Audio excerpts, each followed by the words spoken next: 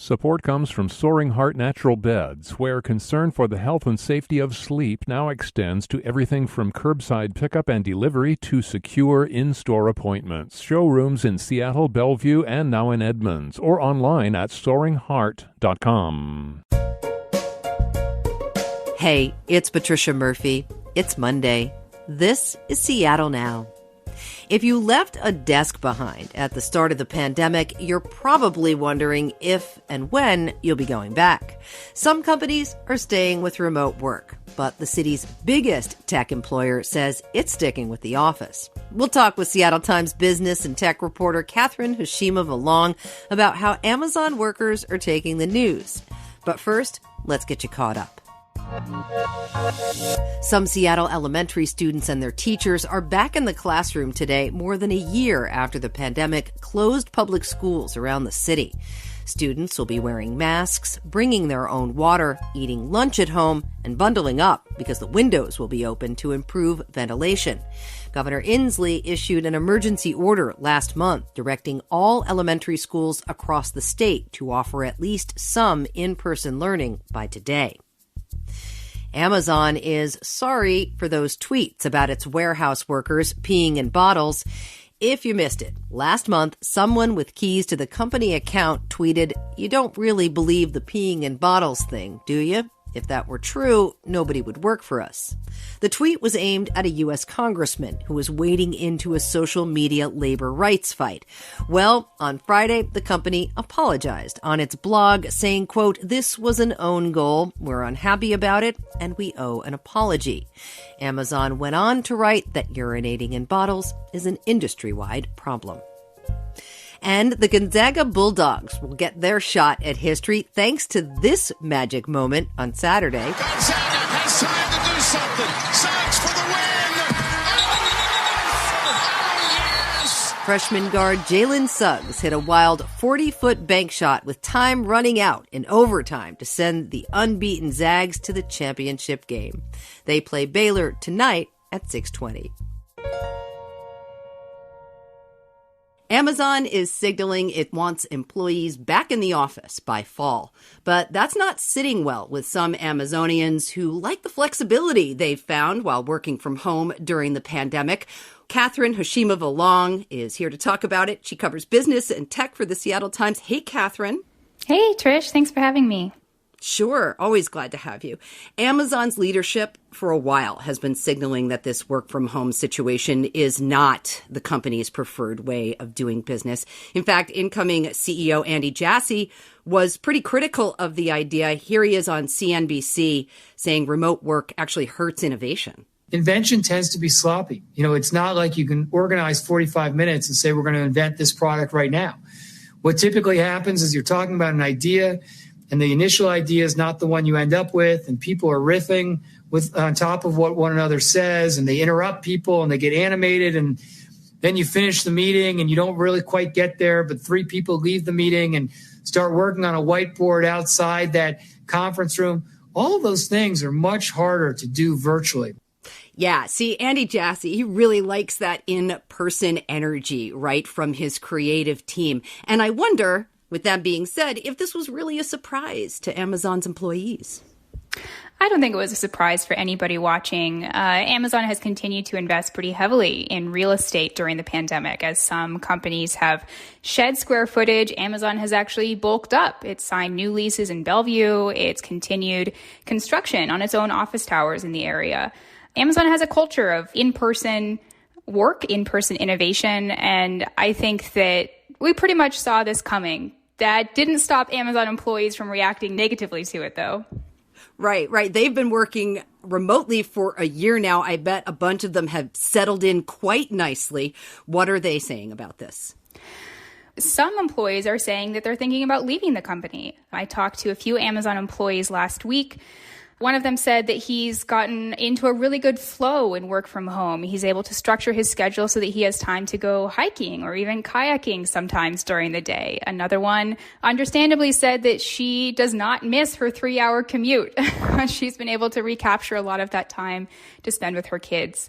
So Amazon employees overall, I think that they're saying that they would like the flexibility to continue working remotely at least a few days a week. Yeah. Of course, I wouldn't be that guy who said that he had some time in the middle of the day for kayaking if I wanted to have a good relationship with my boss, even if my productivity was still pretty high. And something you and I have talked about, a lot of people moved out of those little apartments downtown in the city to have more space, to have more quality of life after life shut down downtown. I wonder how this is landing for them. You know, it's interesting. Among the people that I spoke to who have moved out of the city, one of them said he wants to stay fully remote. He doesn't want to go back to the office at all. He loves where he lives. The other one said that living outside of the city center has made it difficult to do things like go to restaurants. He's gotten really bored of cooking for himself. He's excited to get back to the office just so that he can go back into those cafeterias and have somebody else cook lunch for him for a change. Yeah, I bet there are some employees who are really looking forward to getting back to their ergonomic chairs and their ergonomic desks. Yeah, I think that's right. Although some employees I spoke with did express concern over bringing people back to the office before everyone's had the chance to get vaccinated. One employee said that space inside his office is elbow to elbow, and another employee expressed concerns over ventilation, just wondering whether those systems are going to be able to remove enough virus particles from the air.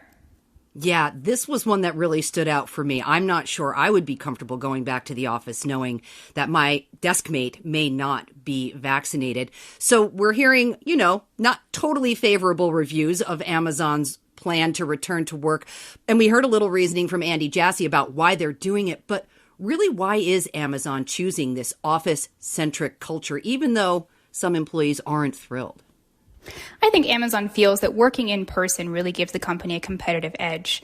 Amazon believes that in-person innovation is the way the company works best.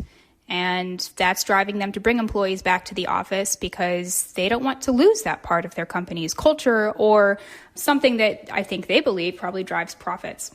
Right. And of course, if Amazon is specific about its vision for its culture and doesn't offer much flexibility, it will attract a certain type of workforce. And I wonder, what kinds of people are successful in Amazon's environment? That's a great question. I hear from a lot of Amazon employees who say that people who are loyal to the company, who are aggressive, who are willing to work hard and work long hours are going to be the most successful at Amazon. That's not every employee. And other tech employers have actually acted quickly to pounce on some of the unsatisfaction created by Amazon's announcement. We saw Twitter's director of remote work publish a link to Twitter's job openings with a message, if your company doesn't embrace remote work, come work for us. Leave your employer in the dust. We're hiring. Right. There's a market out there for people who do want to move. And, Microsoft, big, massive company here, embracing that very flexible arrangement and going with a hybrid model. And you talked to someone who thought expecting employees to come back in person could lead to this mass exodus. I'm curious if Amazon's move, though, also signals to other companies whether or not this is a good idea. This is something we should actually embrace, too. That's a great question. My colleague and I, Paul Roberts, reached out to quite a few local employers, large employers, Starbucks, Nordstrom, the like, and it doesn't seem like, as of yet, Amazon's announcement has impacted their plans on whether or not to bring employees back to the office. It sounds like Nordstrom, for one, is still planning to embrace a hybrid workplace, but that remains to be seen. We also spoke with DSA President John Scholes, that's the president of the Downtown Seattle Association, who said that this could have a ripple effect and convince some of Seattle's small, medium, large-sized office employers to start bringing people back to the office, either full-time or hybrid. Yeah. And we were talking about Amazon's decision and about how consequential it is for the city of Seattle and what it's going to look like here in the fall because of this decision, for businesses and traffic and housing costs. For better or for worse, Seattle would look a lot different if Amazon said, hey, no worries. You just stay home, work from Montana, do what works for you. That's right. Amazon has about 60,000 office employees in the Puget Sound region between its Seattle campus, its Bellevue campus. And anybody who's been downtown in either of those cities in recent months has seen that they're a lot emptier than they were before the pandemic. I spoke with the owner of 3 food trucks in South Lake Union who said that his business has virtually dried up because Amazon and other large tech employers in Seattle have decided to keep employees home. He's really looking forward to Amazon workers getting back to the office so he can start dishing them up some more Indian food from his trucks. Yep, and of course, none of us are looking forward to that commute. Nobody wants to see the traffic come back. Nope. As workers are trickling back into the office, we've seen a little bit of an increase in traffic lately, and it's just going to get worse as the summer progresses. Catherine Hashima-Volong, business and tech reporter for the Seattle Times. Really great to talk to you. Thanks so much for having me. Seattle Now is produced by Clare McGrane, Caroline Chamberlain Gomez, and Jason Pagano. Matt Jorgensen does our music. I'm Patricia Murphy. See you tomorrow.